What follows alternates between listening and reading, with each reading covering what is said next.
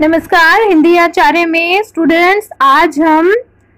Government resolution on education policy पढ़ेंगे कि government की जो एजुकेशनल पॉलिसी थी वो किस तरह से चेंज हुई, क्या क्या इफेक्ट थे, क्या क्या रीजंस थे कि गवर्नमेंट की एजुकेशनल पॉलिसी बनाने के लिए गवर्नमेंट का क्या रेजोल्यूशन रहा। अब ये जो टाइम फ्रेम है, टाइम फ्रेम के लिए हम पहले बैकग्राउंड पढ़ते हैं। हम बैकग्राउंड की 20th सेंचुरी की अभी शुरुआत हो रही है, तो इस टाइम पर जो इंडियंस हैं वो इस चीज को रियलाइज कर रहे हैं कि जो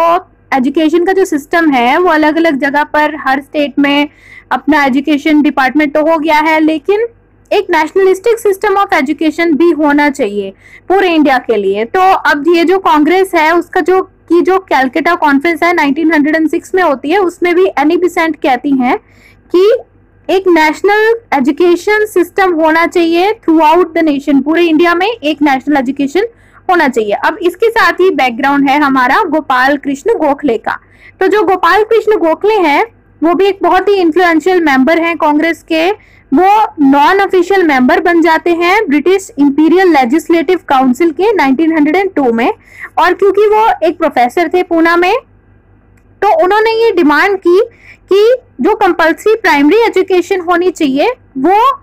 गवर्नमेंट को अडॉप्ट करनी चाहिए, इस पॉलिसी को अडॉप्ट करना चाहिए कि जो प्राइमरी एजुकेशन है वो कंपल्सरी हो। और उन्होंने एक प्रपोजल भी दिया था सरकार को कि जो कंपल्सरी प्राइमरी एजुकेशन है, ये जो प्रपोजल है गोपाल कृष्ण गोखले का 1910 में, तो इसका नाम है free and compulsory primary education through out the country. लेकिन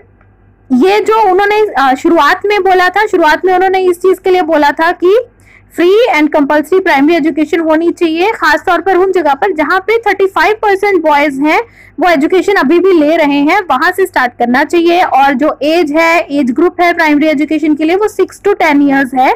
और जो कॉस्ट है प्राइमरी एजुकेशन की जिसे फ्री में देना है सरकार को, उसको एक तो प्रोविंशियल गवर्नमेंट और जो लोकल बॉडीज हैं उनको देना चाहिए, यानी कि जो स्टेट की सरकार है उसको रेशो 2 में देना चाहिए, और जो लोकल बॉडीज हैं उनको रेशो 1, यानी कि 2:1 स्टेट गवर्नमेंट और 2 पार्ट और जो लोकल बॉडीज हैं 1 पार्ट। तो अब इन्होंने बोला कि ये जो कंपल्सरी प्राइमरी एजुकेशन है, तो गोपाल कृष्ण गोखले कहते हैं कि ये धीरे धीरे फिर हम गर्ल्स पे भी एक्सटेंड कर सकते हैं, गर्ल्स को भी कंपल्सरी प्राइमरी एजुकेशन फिर धीरे धीरे हम देनी शुरू कर देंगे, और सेपरेट डिपार्टमेंट भी होगा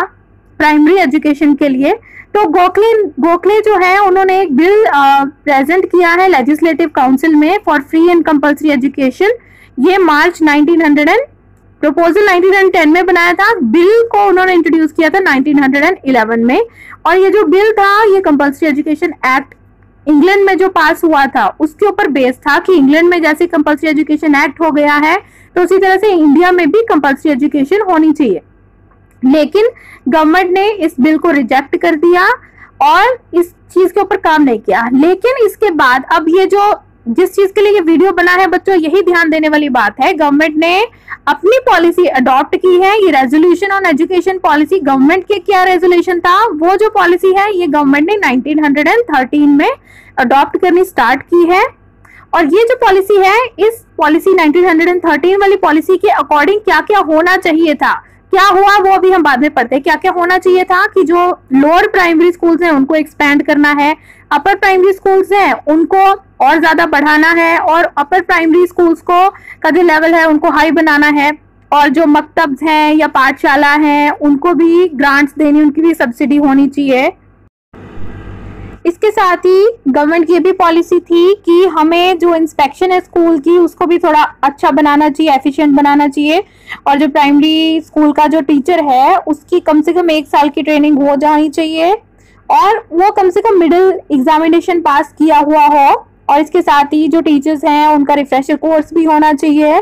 और जो ट्रेन टीचर है जिसकी ट्रेनिंग हो चुकी है उसकी जो सैलरी होगी वो कम से कम 12 रुपए तो होगी, इससे कम नहीं हो सकती, और ग्रांट इन एड सिस्टम चलते रहना चाहिए, और करिकुलम में इंप्रूवमेंट लानी चाहिए। अब ये पॉलिसी थी एजुकेशन के लिए गवर्नमेंट की। लेकिन बच्चों इसके साथ ही वर्ल्ड वॉर 1 स्टार्ट हो जाती है। 1913 में ये पॉलिसी बनती है, 1914 से लेके 1919 तक वर्ल्ड वॉर 1 चलती है। तो इस वजह से ये जो रेजोल्यूशन है गवर्नमेंट का, इसको पूरी तरह से इम्प्लीमेंट नहीं किया जा सका। इसके बाद जब वर्ल्ड वॉर खत्म हो जाती है या खत्म होने लगती है, तो इसीलिए गवर्नमेंट ने अभी जो हमने वीडियो में पढ़ा है कैलकाटा यूनिवर्सिटी कमीशन के बारे में, जो 1917 में बनाया गया था, तो कैलकाटा यूनिवर्सिटी कमीशन जो है वो वर्ल्ड वॉर खत्म होने से पहले पहले बनाया गया था। तो अब फिर से हम कैलकाटा यूनिवर्सिटी कमीशन की जो रिपोर्ट है उसके आधार पर फिर गवर्नमेंट ने अपनी एजुकेशन पॉलिसी को इम्प्लीमेंट किया है। अब छोटा सा इसमें हम पढ़ेंगे कैलकाटा यूनिवर्सिटी कमीशन ने की रिपोर्ट ने क्या कहा था, क्योंकि हम ऑलरेडी उसके ऊपर एक पूरा वीडियो बना चुके हैं। तो अब ये जो कैलकाटा यूनिवर्सिटी कमीशन था ये बोलता था कि जो असली डिफेक्ट है, जो कमी है, वो एक्चुअली सेकेंडरी एजुकेशन में है, और ना ही सबसे बड़ी प्रॉब्लम ये है सेकेंडरी एजुकेशन के लिए जो टीचर्स हैं वो बहुत ही कम है, और जो टीचर्स हैं भी वो ट्रेंड नहीं है, और जो ट्रेन टीचर्स हैं उनकी भी सैलरी बहुत कम है। तो इसके कैलकाटा यूनिवर्सिटी कमीशन की रिपोर्ट के अकॉर्डिंग ही गवर्नमेंट ने रेजोल्यूशन दिया कि 40 लाख रुपीस जो हैं वो वार्षिक रूप से एवरी ईयर एनुअली दिए जाएंगे सेकेंडरी एजुकेशन को खास तौर पर, और करिकुलम को डाइवर्सिफाई कर दिया। और इसके साथ ही जो सेकेंडरी बोर्ड है और इंटरमीडिएट एजुकेशन का बोर्ड है सभी स्टेट्स में बना दिया गया है, और इसमें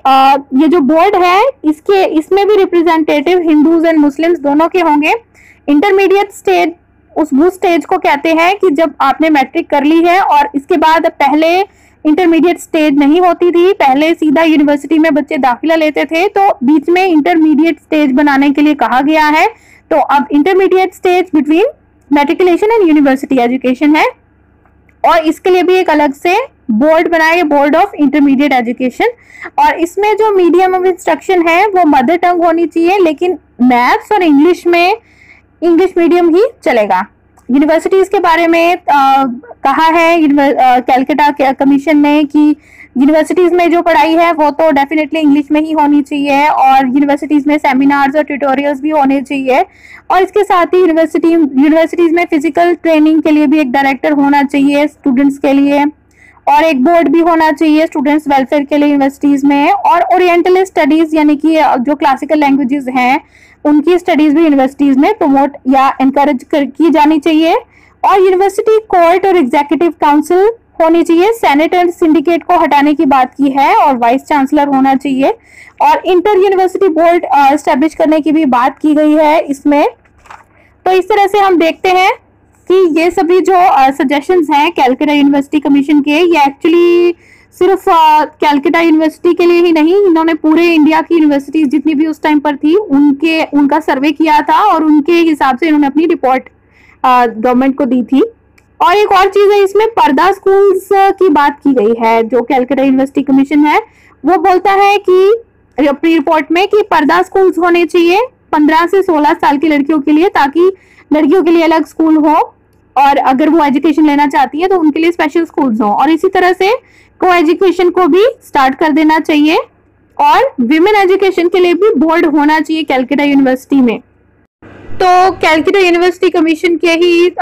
रिपोर्ट के आधार पर गवर्नमेंट ने एक्सेप्ट किया कि यूनिवर्सिटीज जो हैं वो टीचिंग यूनिवर्सिटीज हो जाएंगी, और यूनिवर्सिटीज का नंबर भी बढ़ा दिया गया, ढाका यूनिवर्सिटी एक्सेट्रा बनाई गई हैं, और स्टूडेंट वेलफेयर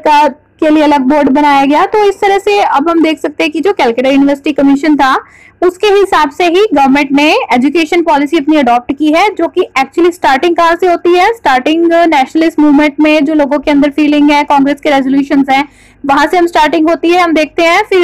इस तरह से गोपाल कृष्ण गोखले जो है वो भी अपना प्राइमरी कंपल्सरी एजुकेशन का बिल देते हैं 1911 में, और लेकिन गवर्नमेंट उस बिल को तो रिजेक्ट कर देती है, लेकिन 1913 में गवर्नमेंट अपनी एक नई एजुकेशनल पॉलिसी अडॉप्ट करती है। लेकिन वर्ल्ड वॉर 1 की वजह से 1914 में इसको एग्जीक्यूट नहीं किया जा सकता, लेकिन जब एंड होने वाली होती है वर्ल्ड वॉर 1 तो वो कैलकाटा यूनिवर्सिटी कमीशन एस्टेब्लिश किया जाता है 1917 में, और जब वो अपनी रिपोर्ट देता है उसके आधार पर गवर्नमेंट अपनी रेजोल्यूशन डिसाइड करती है। बहुत सारी चीजें कैलकाटा यूनिवर्सिटी कमीशन की रिपोर्ट के हिसाब से ही गवर्नमेंट अपनी एजुकेशनल पॉलिसी को डिजाइन करती है। तो अब आपको ये चीज अच्छे से समझ में आ गई है कि क्या क्या चीजों ने इन्फ्लुएंस किया है गवर्नमेंट को। ये ब्रिटिश गवर्नमेंट है। इसके बाद में हम वर्धा, क्यों अभी हम देख सकते हैं इस वीडियो में, अब हमने जैसे जाना कि एक इंडियन ने एजुकेशन के लिए एक बिल दिया, हालांकि उनका मतलब उनको काउंसलर बनने के लिए तो अलाउ कर दिया लेकिन लेजिस्लेटिव असेंबली के, लेकिन उनके जो बिल है वो गवर्नमेंट नहीं एक्सेप्ट कर रही है। हालांकि वैसी ही पॉलिसी गवर्नमेंट बाद में अडॉप्ट करती है, लेकिन इसके बाद हम देखते हैं वर्धा स्कीम ऑफ एजुकेशन जो कि गांधी जी ने बनाई हुई है। तो गांधी जी की बात का कितना इन्फ्लुएंस हुआ और गांधी जी ने जिस तरह की ये स्कीम ऑफ एजुकेशन बनाई थी इसका क्या इफेक्ट हुआ, ये हम इसके बाद पढ़ते हैं। पूरा वीडियो देखने के लिए धन्यवाद। हिंदी आचार्य।